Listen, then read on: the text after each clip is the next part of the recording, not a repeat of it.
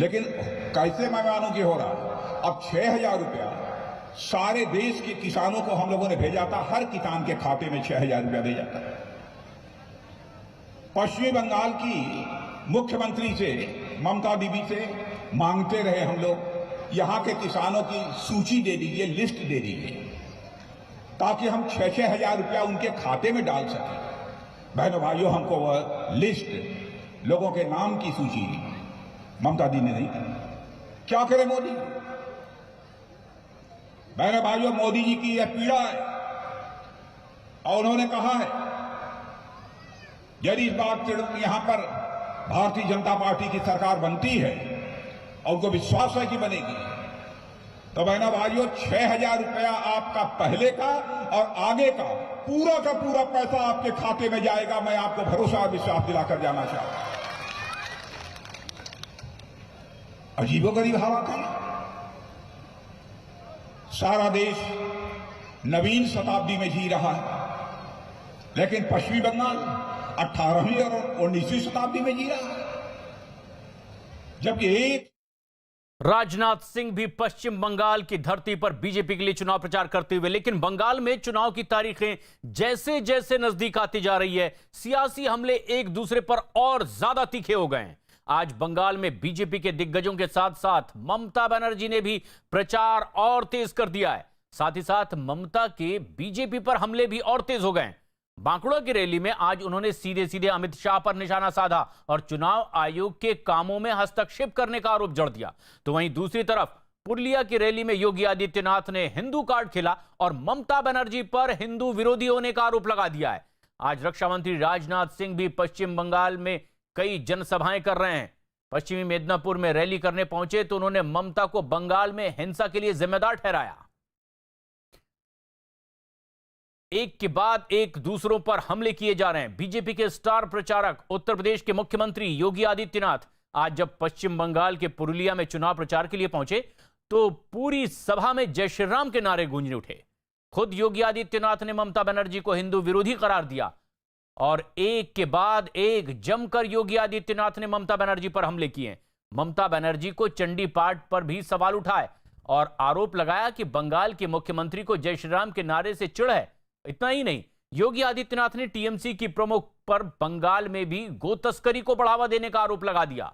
UP के मुख्यमंत्री ने दावा किया कि 2 मई के बाद बंगाल में बीजेपी की सरकार बनेगी और जल्दी बंगाल सोनार बांग्ला में तब्दील होगा। जय श्री राम, जय जय श्री राम। ममता दीदी जय श्री राम के नारे से बहुत चिढ़ती है और जब मैं यहां पे आया तो मेरा अभिवादन जय श्री राम कहकर के सभी लोगों ने किया।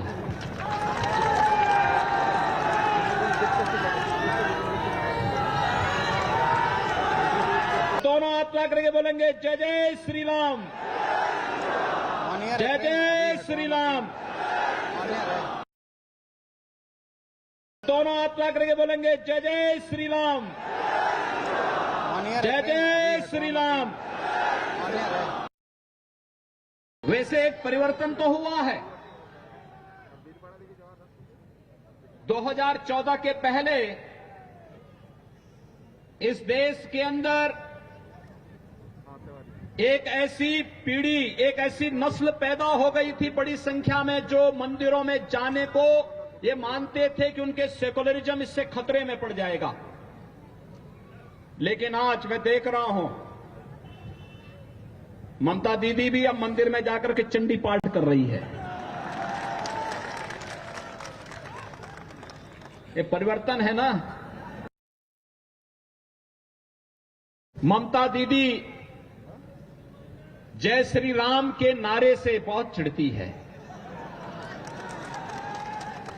और जब मैं यहां पे आया तो मेरा अभिवादन जय श्री राम कहकर के सभी लोगों ने किया। लेकिन पुरुलिया के बाद योगी आदित्यनाथ रैली करने बांकुड़ा पहुंचे, जहां उन्होंने आरोप लगाया कि ममता बनर्जी लोगों को राम से दूर करने की कोशिश कर रही हैं। इसके बाद योगी पश्चिमी मिदनापुर के बेलदा में चुनावी जनसभा करने वाले हैं। बांकुड़ा में कुल 12 विधानसभा सीटें हैं, जिनमें 4 सीटों पर सालतोरा, छतना, रानीबंद और रायपुर में पहले चरण में मतदान होना है। इसके अलावा योगी की पश्चिमी मेदिनीपुर में भी रैली है। पश्चिमी मेदिनीपुर की 4 विधानसभा सीटों पर भी पहले चरण में ही मतदान होगा।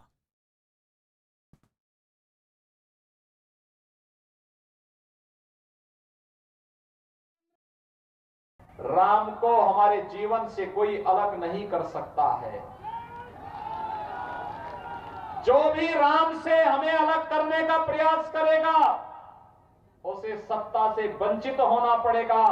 और ममता दी ने तय कर लिया है कि अब बंगाल की जनता उन्हें बर्दाश्त नहीं करेगी जब उन्होंने राम का विरोध करना प्रारंभ कर दिया है। तो पश्चिम बंगाल के बांकुड़ा में ममता बनर्जी ने गृह मंत्री अमित शाह पर सियासी हमला किया है। ममता बनर्जी ने रैली के दौरान सीधे सीधे अमित शाह पर चुनाव आयोग के कामों में हस्तक्षेप का आरोप लगाया। ममता बनर्जी ने आरोप लगाया कि दिल्ली से बंगाल के खिलाफ साजिश रची जा रही है। इतना ही नहीं, ममता बनर्जी ने आरोप लगाया कि जानबूझकर उनके सुरक्षा अधिकारियों को भी हटाया गया है। बीजेपी खेला হবে 27 তারিখে আপনাদের এখানে প্রথম ভোট আছে। বাঁকুড়ায় দেখেছেন আগের বার ভোট পেয়ে জিতেছিল बीजेपी, विष्णुपुरे जीतेছিল बीजेपी। कि बीजेपी जितना भी खतरा मेरे को कर सकता है करने दो, हम उसको कोई केयर नहीं करती हूँ। लेकिन एक बार जो हमसे टकराएगा वो चूर चूर हो जाएगा। जयफुल जिंदाबाद, जय बांग्ला, जय बांग्ला, जय बांग्ला। নির্বাচন কমিশন আমার শ্রদ্ধা রেখেই আমি বলছি, নির্বাচন কমিশন কে চালাচ্ছেন? অমিত শাহ বাবু আপনি চালাচ্ছেন না তো আমার প্রশ্ন রয়ে গেছে। আমরা তো চাই ফ্রি অ্যান্ড ফেয়ার ইলেকশন হোক, কিন্তু হু ইজ অমিত শাহ? তিনি ইলেকশন কমিশনকে গাইড করবার কে? তিনি ইলেকশন কমিশনের কাজে ইন্টারফেয়ার করছেন, ডে টু ডে কাজে ইন্টারফেয়ার করছেন। আর আমাদের বিরুদ্ধে রেগুলার আমার সিকিউরিটির মেন চার্জে যে তাকে পর্যন্ত সরিয়ে দেওয়া হয়েছে। ममता बनर्जी एक तरफ तो बीजेपी पर हिंदू मुस्लिम की राजनीति करने का आरोप लगा रही हैं, तो वहीं दूसरी तरफ खुद को हिंदू साबित करने से भी वो पीछे नहीं हट रही हैं। बांकुड़ा में आज एक बार फिर ममता बनर्जी ने दुर्गा पाठ किया है। शक्तिभूते सनातनी गुणश्रयी गुणमयी नारायणी नमस्तुते शरणागत दीनार्थ परित्राण परायणे सर्वशक्तिधरे देवी नारायणी नमस्तुते। ओम जयंती मंगला काली भद्रकाली कपालिनी दुर्गा शिवा क्षमाधात्री साहसदा नमस्तुते। मागो सकलेर कल्याण करो। हिंदू भाई बोनेरा उलुद्ध आपनारा सबाई भालो थाकुन।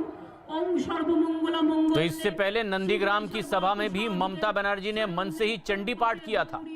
नंदीग्राम में ममता ने दावा किया था कि वो रोज सुबह चंडी पाठ करने के बाद ही घर से बाहर निकलती हैं। साफ है, ममता बनर्जी ने बीजेपी को उसी की बिसात पर मात देने की योजना बनाई है। तो वहीं रक्षा मंत्री राजनाथ सिंह भी आज पश्चिमी मेदिनीपुर में थे और यहां उनकी 3 रैलियां होनी है। इनमें से एक चुनावी रैली को संबोधित कर चुके हैं। दीदी के गढ़ में पहुंचकर राजनाथ सिंह ने ममता के खिलाफ हुंकार भरी और दावा किया कि चुनाव में बीजेपी 200 से ज्यादा सीटें जीतेगी। साथ ही साथ उन्होंने आरोप लगाया कि ममता बनर्जी हिंसा रोकने में नाकाम रही हैं। ममता जी ने कहा था मां माटी मानुष। अरे भाइयों, आज न मां सुरक्षित है, न मानुष सुरक्षित है, न पश्चिमी बंगाल की माटी सुरक्षित है।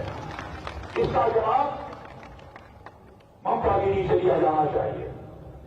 अब हाल में एक मीटिंग में गई थी, थोड़ी सी चोट लग गई।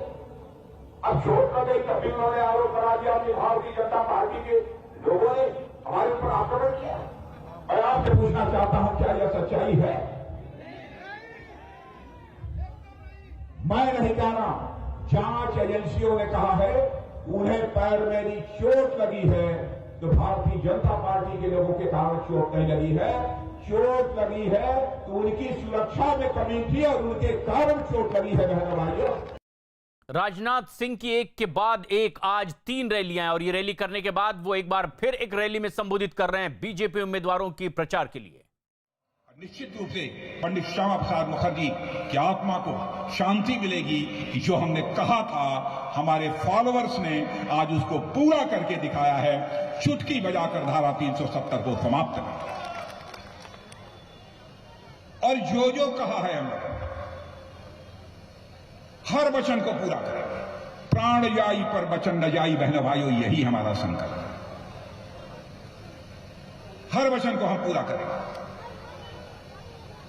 आपने देखा हमारा एक पड़ोसी देश है पाकिस्तान, आतंकवादियों को बराबर भेजता रहा। बड़ी संख्या में जम्मू कश्मीर में हमारे निर्दोष नागरिक आतंकवादियों के हाथों मारे जाते रहे। बहन भाइयों ने लंबे समय से सिलसिला चला रहा, लंबे समय से लुक छुप कर आते थे और यहां पर हिंसा को अंजाम देते। परिवर्तन आ गया। एक बार ऐसा हुआ कि वहां के आतंकवादियों ने आकर हमारे सेना के जवानों पर हमला कर दिया। बहन भाइयों, हमारे प्रधानमंत्री ने कहा कि अब हम सर्जिकल स्ट्राइक करेंगे और सर्जिकल स्ट्राइक करके हम लोगों ने दिखाया। और एक बार ऐसे ही कुछ आतंकवादियों ने हमारे कई सुरक्षा के जवानों को, सीआरपीएफ के जवानों को मार डाला। बहनों भाइयों, उसके बाद हमारे प्रधानमंत्री ने फैसला किया, चाहे जो भी हो, भारत ही नहीं, यदि पड़ोसी देश की धरती पर जाकर हमें आतंकवादी ठिकानों का सफाया करना होगा तो करेंगे। और आपने देखा हम लोगों ने एयर स्ट्राइक की और आतंकवादी ठिकाने का सफाया कर दिया। यह है भारत की ताकत, यह है आज भारत की ताकत। दुनिया का सबसे ताकतवर देश जो अमेरिका माना जाता है, अमेरिका भी आज कह रहा है कि भारत मजबूत हो रहा है प्रधानमंत्री मोदी जी के नेतृत्व में। यह कोई छोटी बात नहीं है। दुनिया का कोई देश किसी दूसरे देश को ताकतवर कहे, ऐसा नहीं हो। लेकिन उन्होंने भी इस बात को कहा। और इस बार आपने देखा एक और हमारा पड़ोसी देश है, एक और हमारा पड़ोसी देश है चीन। अब चीन के साथ भारत के सेना के जवानों का स्टैंड ऑफ, माने आमना सामना हो गया। हमारे सेना के जवानों ने भी फैसला किया, जो हो गया सो हो गया। अब किसी भी मां के लाल को भारत की 1 इंच भूमि पर कब्जा नहीं करने देंगे। और हमारे सेना के जवानों ने आंख से आंख मिलाकर उसका जवाब दिया। यही कहना चाहता हूं बहनों भाइयों, जब तक हमारी भारतीय जनता पार्टी की सरकार है, हम हिंदुस्तानियों की आन बान शान पर किसी भी सूरत में आंच नहीं आए। आपका संबल चाहिए, आपका समर्थन चाहिए, इसीलिए हम लोग आपके बीच आए। सीमाओं को भी हम सुरक्षित करेंगे, कोई बांग्लादेशी घुसपैठिया ना रह पाए, यकीन रखना। और यहां तक पश्चिमी बंगाल में अराजकता का माहौल हम समाप्त करेंगे। घोटाला हुआ, एक से एक घोटाले में, सारे घोटालों का नाम नहीं लेना चाहता। अच्छा ये बताइए, यहां घर घर में नल पहुंच गया है कि नहीं पहुंचा? पानी वाला नल बताइए। मोदी जी ने हर राज्य में कहा है कि भाई घर घर में नल होना चाहिए, और केवल नल नहीं होना चाहिए, उस नल में जल नहीं होना चाहिए। अब हमारे प्रधानमंत्री का संकल्प है 2024 समाप्त होते होते इस भारत में एक भी घर नहीं बचेगा जिस घर में नल न पहुंच जाए और नल से जल न निकलने लगे। ऐसा एक घर भी नहीं बचेगा। यह और कोई दूसरी सरकार नहीं कर सकती बहनों भाई। लेकिन जब तक यह टीएमसी की सरकार रहेगी, भारत के संघीय ढांचे को, भारत के फेडरल स्ट्रक्चर को बराबर टीएमसी की सरकार के। राजनाथ सिंह एक बार फिर ममता बनर्जी पर हमलावर हैं। ऐसे में जबकि 3 जनसभा को संबोधित करने वाले हैं आज एक दिन में ही राजनाथ सिंह, और एक बार फिर ममता बनर्जी पर हमला करते हुए उन्होंने कहा है कि केंद्र की कई योजनाओं का फायदा पश्चिम बंगाल की जनता को उन्होंने नहीं होने दिया है। तो वहीं बंगाल के इस चुनावी दंगल में बीजेपी ने अपनी पूरी ताकत झोंक दी है। और इसी कड़ी में आज बीजेपी के कई दिग्गज नेता, स्टार प्रचारक बंगाल के अलग अलग इलाकों में चुनावी रैली कर रहे हैं। थोड़ी देर पहले बीजेपी के राष्ट्रीय अध्यक्ष जेपी नड्डा बांकुड़ा के बिष्णुपुर में भी रोड शो करने के लिए पहुंचे। रोड शो के बाद वो एक बैठक में भी शामिल होंगे और इसके बाद जेपी नड्डा कोतुलपुर में एक रैली को भी संबोधित करने वाले हैं। इसके अलावा शुवेंदु अधिकारी भी नंदीग्राम में बूथ लेवल कार्यकर्ताओं से मुलाकात करेंगे। ममता के मैदान में आने से शुवेंदु के लिए नंदीग्राम की सीट भी बहुत अहम और प्रतिष्ठा की सीट बन गई है, इसीलिए वो भी अपनी पूरी ताकत लगाए हुए है और बीजेपी की भी कोशिश कि नंदीग्राम में ममता बनर्जी को घेरा जाए। उनके उम्मीदवार शुवेंदु अधिकारी बूथ बूथ तक पहुंच करके तमाम कार्यकर्ताओं को एकजुट करते हुए रोड शो कर रहे हैं और अपने लिए वोट की अपील कर रहे हैं। तो ना सिर्फ बीजेपी के उम्मीदवार बल्कि बीजेपी के राष्ट्रीय अध्यक्ष भी अपने उम्मीदवारों के लिए प्रचार के लिए पश्चिम बंगाल की धरती पर उतरे हुए हैं। बीजेपी लगातार ममता बनर्जी को घेरने की कोशिश कर रही है और बीजेपी की कोशिश है कि क्यों ना नंदीग्राम में ही उन्हें घेर कर रखा जाए। बीजेपी को हरा करके अब एक और नया समर जीतना चाहती ममता बनर्जी और उसने भी अब अपनी पूरी ताकत झोंक दी है। बीजेपी का दावा है कि जब उनकी सरकार आएगी तो सुनार बांग्ला का सपना पूरा होगा। दीदी अपनी पैकिंग करें, कितना ड्रामा कर लें, नाटक कर लें, पश्चिम बंगाल की जनता ने मन बना लिया है कि इस बार भारतीय जनता पार्टी की सरकार बनानी और प्रधानमंत्री के लिए इस तरह की ओछी बयानबाजी करके वो अपना कद खुद ही घटा रही हैं ममता दीदी। वही देश चलाएंगे क्या? उनकी बहुत इच्छा थी चीफ प्राइम मिनिस्टर बनने के लिए, लोगों ने उनकी सीट ही कम कर दी, इसलिए जो काम उनको दिया गया था उसमें फेल हो गए हैं। अब हारने का डर से प्रधानमंत्री पर सवाल उठा रहे हैं लोग, तो उनको जवाब मांग रहे हैं कि 10 साल आपने क्या किया।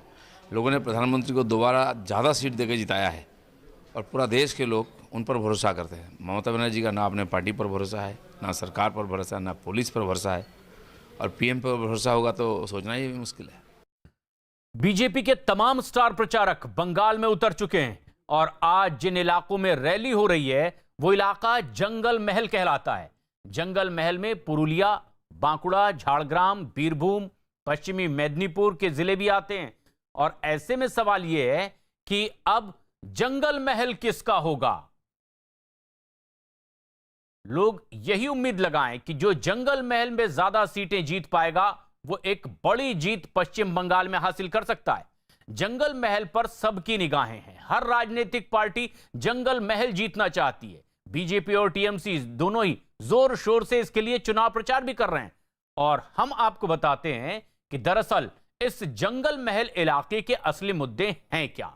बेरोजगारी, भ्रष्टाचार, विकास और स्वास्थ्य, ये मूलभूत ऐसे मुद्दे हैं जिसे लेकर राजनीतिक दल चुनावी मैदान में उतरे हुए हैं।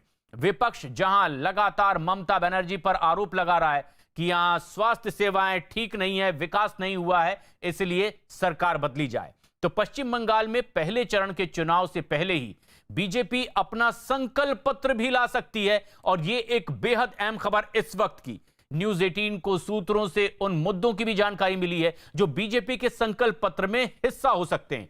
न्यूज 18 के यतेंद्र शर्मा की रिपोर्ट है कि इस संकल्प पत्र में बीजेपी पश्चिम बंगाल में घुसपैठ पर लगाम लगाने का वायदा कर सकती है, यानी बांग्लादेश से रोहिंग्या मुसलमानों के बंगाल में दाखिल होने पर रोक लगाने का वायदा। इसके अलावा बांग्लादेश से आने वाले गैर मुसलमानों को नागरिकता का अधिकार देने का वायदा भी बीजेपी अपने संकल्प पत्र में कर सकती है। बीजेपी इस संकल्प पत्र में केंद्र की आयुष्मान भारत और किसान सम्मान निधि योजना जैसी योजनाएं भी लागू करने का वादा कर सकती है, जिसे बंगाल में लागू ना करने का आरोप भी ममता बनर्जी पर बीजेपी लगाती है। इसके अलावा आदिवासी समुदाय को लुभाने के लिए आदिवासी स्मृति संग्रहालय बनाने का वायदा भी बीजेपी कर सकती है।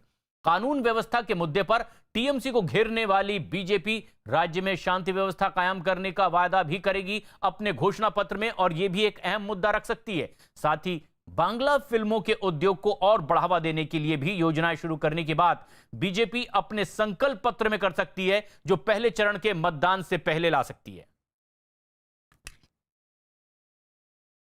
लेकिन एक बड़ी खबर इस वक्त आ रही है मध्य प्रदेश से, जहां कोरोना के मरीजों की संख्या बढ़ने के बाद शिवराज सरकार ने एक बड़ा फैसला किया है। बसों में सफर करने वाले यात्रियों के लिए मास्क लगाना अब जरूरी कर दिया गया है। अगर कोई यात्री बगैर मास्क के पकड़ा गया तो उस पर जुर्माना भी मध्य प्रदेश में लगाया जाएगा। सभी बसों में बस की मालिक की जवाबदारी है, बस के ड्राइवर की, कंडक्टर की जवाबदारी है कि वो हर यात्री के लिए मास्क कंपलसरी करें। प्लेन हो, ट्रेन हो, सब फुल कर दी गई है। हमारा सोचना है मास्क कंपलसरी करेंगे, मास्क नहीं लगाएगा उसे पेनल्टी करेंगे। तो एक बड़ी खबर आ रही है गुजरात से भी, जहां कोरोना के मामले बढ़ने के बाद राज्य के कई जिलों में सख्ती बरतने का आदेश दे दिया गया है। साथ ही साथ अहमदाबाद, वडोदरा, सूरत और राजकोट में 17 मार्च यानी कि कल से ही नाइट कर्फ्यू लगेगा और यह कर्फ्यू रात 10 बजे से सुबह 6 बजे तक होगा। इस दौरान लोगों के घरों से बाहर निकलने पर पूरी तरह पाबंदी होगी। नाइट कर्फ्यू 31 मार्च तक जारी रहेगा। गुजरात में यह एक बड़ा फैसला लिया गया है, लेकिन अब लोगों से एहतियात बरतने की भी बात कही जा रही है। लेकिन गुजरात सरकार ने नाइट कर्फ्यू का भी एक बड़ा फैसला लिया है। कोरोना के खिलाफ इस लड़ाई में अब लापरवाही लोगों को भारी पड़ती जा रही है और इसी की तस्वीरें देश के कई अलग अलग राज्यों से और इलाकों से भी मिल रही है। महाराष्ट्र में तो कोरोना की एक नई लहर अब साफ तौर पर देखी जा सकती है और इसी की वजह से हालात बद से बदतर होते जा रहे हैं। इस बीच केंद्रीय स्वास्थ्य सचिव ने महाराष्ट्र के मुख्य सचिव को भी एक चिट्ठी लिखी है और कोरोना की दूसरी लहर का जिक्र इसमें किया है और यही वजह है कि शासन स्तर पर बेहद सख्त कदम उठाए जाने की भी बात कही गई है।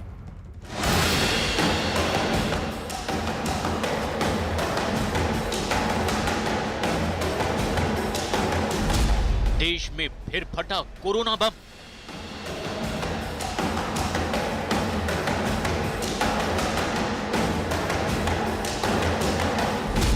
फिर लौट आई है महामारी।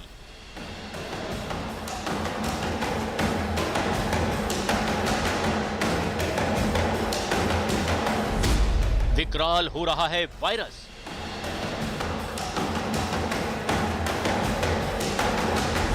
देश में दूसरी लहर की दस्तक।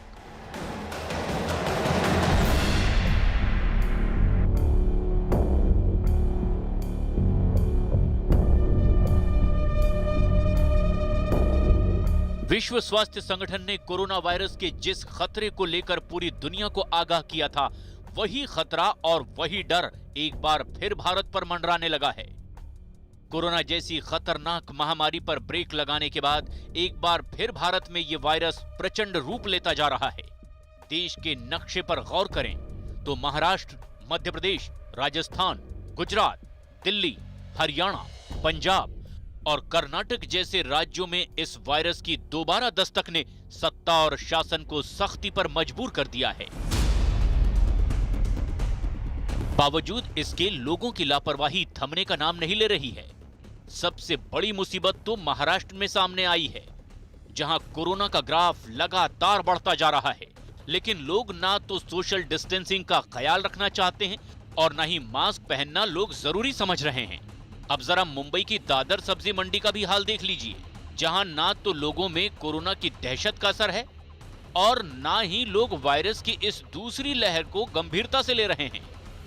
मुंबई में कोरोना के आंकड़े तेजी से बदल रहे हैं और साथ ही साथ हर दिन बढ़ते जा रहे हैं, लेकिन साथ में अगर कुछ बदल नहीं रहा है तो कोरोना नियमों की धज्जियां उड़ाना। मैं इस वक्त मौजूद हूं दादर की सब्जी मंडी में और यहां पर देखिए कि किस तरह से हर दिन जिस तरह की तस्वीर नजर आती है उसी तरह की तस्वीर आज भी नजर आती है। आज की तस्वीर इसलिए अहम है क्योंकि इसको लेकर कल न्यूज 18 ने मुंबई की मेयर किशोरी पेंडरेकर से सवाल पूछा था और उन्होंने कहा था कि इस पर कदम उठाया जाएगा और या तो अलग अलग हिस्सों में बांट दिया जाएगा या तो इस मंडी को बंद कर दिया जाए, लेकिन उस बात का कोई असर मेयर की अब तक देखने को इस मंडी में नहीं मिल रहा है और ये तस्वीरें साफ तौर पर ये बयां करती हैं कि किस तरह से जो है कोरोना नियमों की धज्जियां उड़ाई जा रही हैं।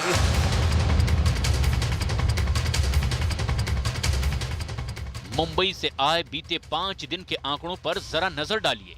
11 मार्च को 1508 मरीज कोरोना के सामने आए, 4 लोगों की मौत भी हुई।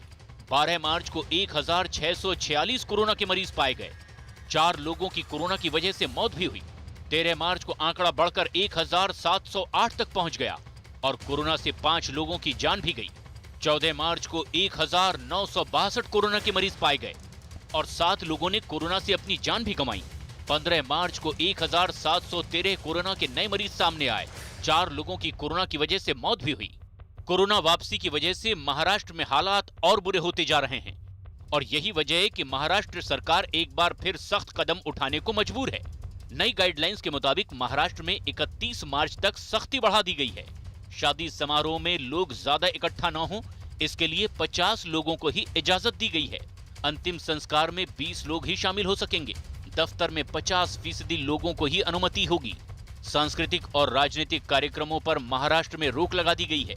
हालांकि जरूरी सेवाओं से जुड़े लोगों को छूट दी गई है। बीते 9 दिन में मुंबई में कुल 13,456 नए मरीज सामने आए हैं, जबकि 40 लोगों की कोरोना की वजह से मौत भी हुई है। मुंबई में कोरोना विस्फोट के बड़े खतरे को भांपते हुए 31 चाल को कंटेनमेंट जोन में तब्दील कर दिया गया है। इन चाल में रहने वाले लोगों की संख्या 2,92,000 है। अब तक कुल 220 इमारतों को सील किया जा चुका है। इन सील इमारतों में रहने वाले लोगों की संख्या 45,000 के करीब है। अब तक कुल 3,170 मंजिलों को सील कर दिया गया है। इन मंजिलों पर रहने वालों की संख्या 5,56,000 बताई जा रही है। मुंबई में कोरोना बेड की कुल संख्या 12,998 थी, जिनमें अब इस्तेमाल किए जा रहे बेड्स की संख्या 5,240 है। यानी मौजूदा वक्त में 7,758 बेड खाली हैं। आईसीयू बेड की बात करें तो इनकी संख्या कुल 1,536 है, जिनमें 845 बेड का इस्तेमाल किया जा रहा है, जबकि 691 बेड खाली हैं।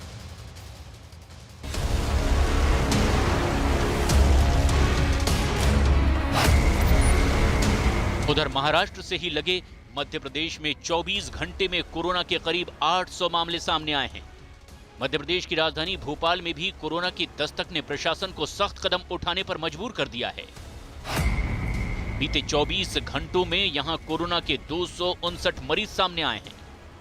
कोरोना के लगातार बढ़ते मामलों की वजह से भोपाल जिले में धारा 144 लगा दी गई है। लोगों को हिदायत दी गई है कि किसी भी तरह के सार्वजनिक कार्यक्रमों को रात 10:30 बजे तक खत्म करना होगा।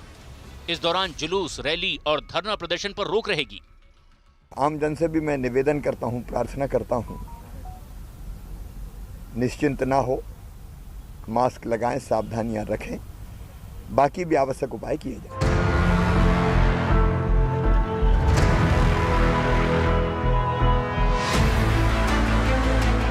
देश की राजधानी दिल्ली में भी कोरोना अपना फन दोबारा फैलाने लगा है।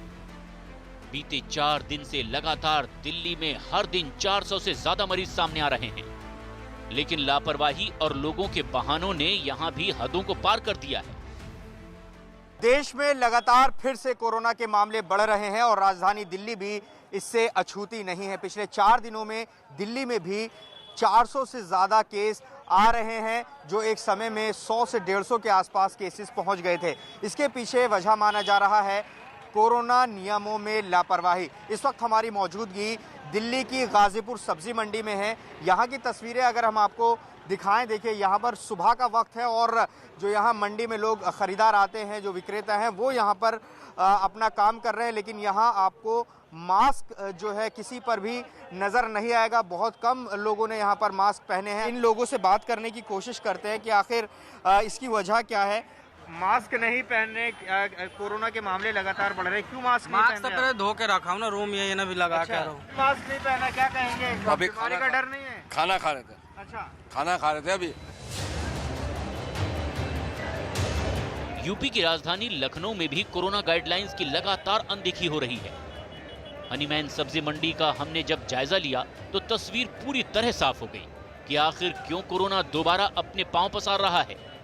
महाराष्ट्र समेत देश के कई इलाकों में कोरोना के केसेस बढ़ रहे हैं, लेकिन लोग सावधानी बरतने को तैयार नहीं। इस वक्त लखनऊ के हनीमैन की मंडी में हम आप देख सकते हैं कि दूर दूर तक आपको भीड़ दिखाई देगी, लेकिन जो मास्क लगाने वाले लोगों की संख्या बहुत कम है। मास्क क्यों नहीं लगाया आपने? अरे सर लगा रहे। क्यों नहीं लगा बताइए ना, क्योंकि केसेस भी बढ़ रहे हैं और कोविड का पालन भी करना, क्यों भाग क्यों रहे बताइए ना, क्यों नहीं लगाया? अरे नहीं लाए सर। कहाँ से आ रहे हैं? हम हाँ, कौन सी नगर से? मास्क क्यों नहीं लगाया? अभी कोरोना गया नहीं है। अच्छा चलिए भाई, लंगोटा लगा लेंगे। लगाना चाहिए ना, देखिए भीड़ है, ये दुकान वाले हैं। कितने लोग मास्क लगा के नहीं आ रहे हैं बताइए? आप भी नहीं लगाए हैं, बहुत सारे लोग भी नहीं लगाए। हाँ। लगाना चाहिए ना, लगाना चाहिए। भीड़ है, लगाते हैं, धूप के मारे खोल देते हैं। उधर पंजाब में भी कोरोना की नई लहर ने मुसीबतें बढ़ा दी है। पंजाब के 8 जिलों में नाइट कर्फ्यू लगा दिया गया है, जबकि कार्यक्रमों में सिर्फ 200 लोगों की ही इजाजत दी गई है। इतना ही नहीं, बेकाबू वायरस की वजह से बोर्ड की परीक्षाएं भी स्थगित कर दी गई हैं। एक साल से तांडव मचा रहे कोरोना पर भारत जैसे घनी आबादी वाले देश ने अच्छी खासी नकेल कस ली थी, लेकिन इस घातक वायरस के खिलाफ लापरवाही एक बार फिर से भारी पड़ती दिखाई दे रही है। बच्चे चाहें तो देश बदल दें, बच्चे चाहें तो एक नई दुनिया बसा दें। ऐसे ही कुछ अद्भुत यंग जीनियस के साथ नेटवर्क 18 दिखा रहा है एक अनोखा शो बायजूस यंग जीनियस। 20 मार्च को शाम 7 बजे न्यूज 18 इंडिया पर मिलिए अन्याय के खिलाफ दीवार बनकर खड़ी दिल्ली की 12 साल की अनुष्का जॉली से। वो लड़की जिसने बुलिंग करने वाले अब डरने लगे हैं। अनुष्का के दोस्तों ने स्कूल के एनुअल डे पर 6 साल की एक बच्ची को बुली करने, तंग करने, उसे परेशान करने का प्लान बनाया। लेकिन जब अनुष्का ने देखा कि वो बच्ची बुरी तरह से सहम गई है, तो उसने अपने दोस्तों को मना किया और उस बच्ची को बचाया। और उसी के बाद अनुष्का ने ABS यानी कि एंटी बुलिंग स्क्वाड की शुरुआत की। ये ऐसा वेब प्लेटफॉर्म है जहां एक्सपर्ट्स की मदद से बुलिंग की शिकार बच्चों को मदद दी जाती है ताकि वो जिंदगी भर उस जिल्लत में ना घुटें। अनुष्का सबको बुलिंग ना करने की शपथ भी दिलाती है। वो अब तक 700 बच्चों की मदद भी कर चुकी है। 20 मार्च को शाम 7 बजे न्यूज 18 इंडिया पर मिलिए एंटी बुलिंग स्क्वाड की फाउंडर और CEO। जरूर देखिए बायजूस यंग जीनियस।